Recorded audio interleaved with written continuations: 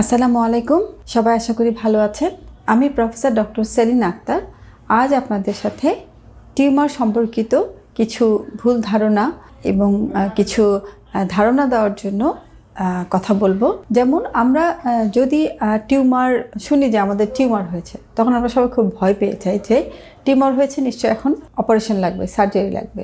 এখানে মজার কথা যেটা হচ্ছে যে সব টিউমারই কিন্তু অপারেশন করার দরকার পড়ে না। কোনো অপারেশন করতে যাওয়ার আগে অবশ্যই সেই টিউমারটা অপারেশন লাগবে কি লাগবে না সেটা আমাদেরকে জেনে বুঝে তখনই অপারেশনের সিদ্ধান্ত নিতে হয়। আমাদের যে বিভাগ, যেমন আমরা গাইনি বিভাগে কাজ করি, তো এই বিভাগে যে টিউমারগুলো সাধারণত আছে, একটা আমরা বলি ওভারিয়ান টিউমার অথবা ওভারিয়ান সিস্ট, আরেকটা হচ্ছে জরায়ু টিউমার অথবা সেই টিউমারকে আমরা ফাইব্রয়েড ইউটেরাসও বলে থাকি। তো এই ধরনের যে টিউমারগুলো হয় সাধারণত ক্যান্সার জাতীয় হয় না, আর এর অপারেশনও সবসময় দরকার হয় না। আর সেই জন্যই আজকে আমার এই ভিডিওটা দেওয়া। তো আমি প্রথমে আসি ওভারিয়ান টিউমার অথবা ডিম্বাশয় টিউমার বিষয়ে কিছু বলার জন্য।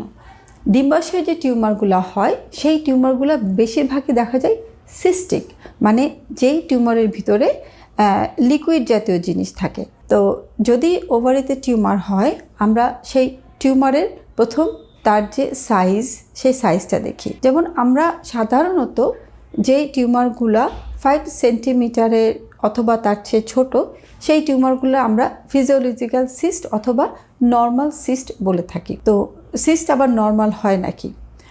সিস্ট আসলে নর্মালি হয়। অনেক সময় ওভুলেশনের যে প্রসেস থাকে, আমরা জানি একটা মেয়ের প্রতি মাসে ওভারি থেকে একটা করে ডিম আসে। তো সেই ডিম আসার পরে যে অংশটা থেকে যায় ডিম্বাণুর মধ্যে, সেই জায়গাটাতে অনেক সময় পানি জমা হয়ে সিস্ট তৈরি হয় এবং সেই সিস্টকে আমরা ফিজিওলজিক্যাল সিস্ট বলি। এই জন্যই বলে থাকি ফিজিওলজিক্যাল অথবা নর্মাল সিস্ট, যেটা কিছু পরে হয়তো মিলিয়ে যায়।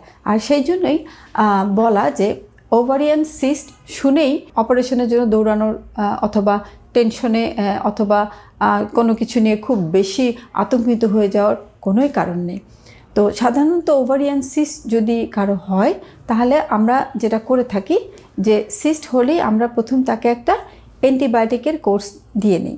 অ্যান্টিবায়োটিক কোর্স দেওয়ার একটা নির্দিষ্ট সময়ের পরে আবার আমরা আলট্রাসোনোগ্রাফি করে দেখতে চাই যে সেই সিস্টটা তখন যতটুকু ছিল এখন সেই পরিমাণ আছে কি না।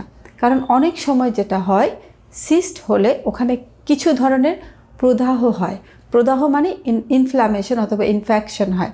তখন অনেক সময় যখন আলট্রাসোনোগ্রাফি করা হয়, সেই প্রদাহজনিত কারণে তার বাইরে যে কিছু পানি জমা হয়, সেই পানির জন্য সিস্টের আকৃতিটা অনেক বেশি বড় মনে হয় এবং সেই কারণে আমরা যখন একটা ওভারিতে সিস্ট বুঝতে পারি অথবা একটা আলট্রাসোনোগ্রাফিতে একটা ইনসিডেন্টাল ফাইন্ডিং, কোনো কারণে হয়তো আলট্রাসোনো করতে গেছে, তখন দেখা গেল যে ডিম্বাশয় একটা টিউমার অথবা সিস্ট, তখন আমরা সেটা অ্যান্টিবায়োটিক কোর্স দিই এবং মিনিমাম 15 ডেজ পরে আবার একটা আলট্রাসোনোগ্রাফি রিপিট করতে বলি। সেই আলট্রাসোনোগ্রাফিতে যদি সেই সিস্টের আকৃতি বা আয়তন 5 সেন্টিমিটারের চেয়ে বেশি হয়, তখন আমরা আরও কিছু পরীক্ষা নিরীক্ষা করতে চাই এই যে সিস্ট, সেটার যে প্রকৃতি, সেটার যে নেচার, সেটা বোঝার জন্য। তো সিস্ট আসলে 2 রকমের হয়, একটা হচ্ছে ভালো সিস্ট, আরেকটা হচ্ছে খারাপ সিস্ট। খারাপ মানে হচ্ছে যেটা থেকে ভবিষ্যতে ক্যান্সার হওয়ার সম্ভাবনা থাকে অথবা অলরেডি ক্যান্সার হয়ে গেছে। সেই মানে সিস্ট আমাদের যে আরও কিছু দেখতে হয় যে ক্যান্সার কিনা অথবা ভবিষ্যতে খারাপ দিকে যাবে কিনা, সেটা দেখার জন্য আমাদের কিছু হরমোন মার্কার করতে হয়।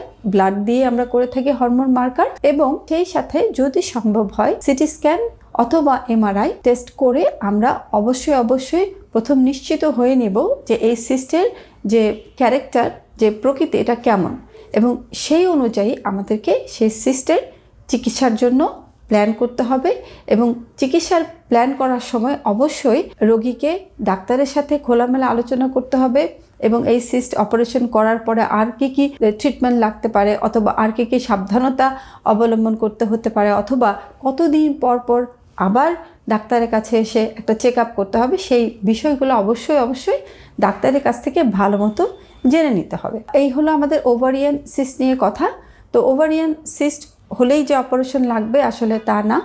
আর এটা নিয়ে অনেক রোগীরা আতঙ্কিত হয়ে যায়। আমি দেখেছি যে আমার চেম্বারেও অনেক দূর দূরান্ত থেকে অনেক রোগী চলে আসে, এই হয়তো সিস্ট হয়েছে এটা ভেবে ভয় পায়। আবার অনেক সময় কিছু মানে ভুল ধারণা, যেমন একটা রোগী আলট্রাসাউন্ড করতে গেছে, হয়তো কথায় কথায় বললো যে আপনার ওভারিতে সিস্ট আছে। তো আসলে অনেক সময় ডাক্তার নিজেও ওই সিস্ট মেনশন করে না, যেমন পলিসিস্টিক ওভারি যেটা, সেটাকেও অনেক সিস্ট মনে করে।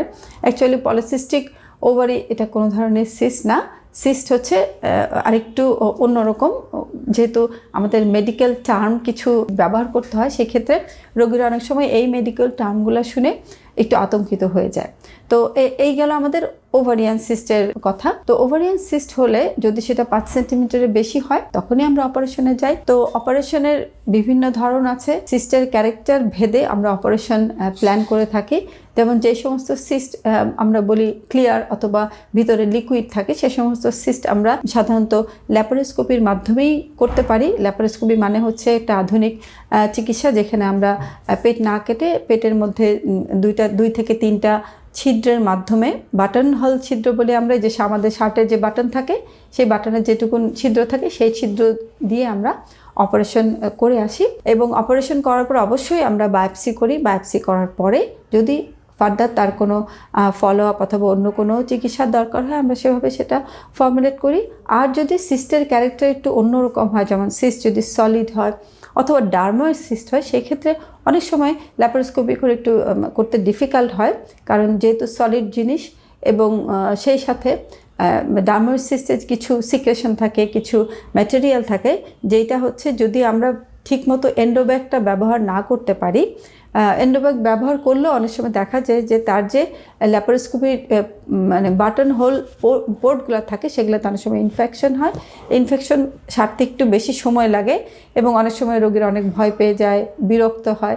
তো সেই সমস্ত কারণে অনেক সময় আমরা ডার্ময়েড সিস্ট যেটা, সেটা আমরা ল্যাপারোস্কোপি দিয়ে অ্যাভয়েড করি। তো আজকে আমি কথা বললাম ওভারিয়ান সিস্ট নিয়ে অথবা ডিম্বাশয়ের সিস্ট নিয়ে।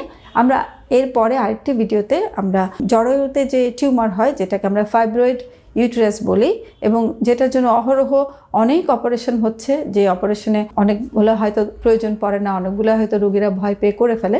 তো আমরা কিভাবে সেই অপারেশনগুলা অ্যাভয়েড করতে পারবো, অপারেশন ছাড়াই রোগীর ট্রিটমেন্ট করতে পারবো, সেটা নিয়ে আমি আমার পরবর্তী একটা ভিডিওতে কথা বলবো।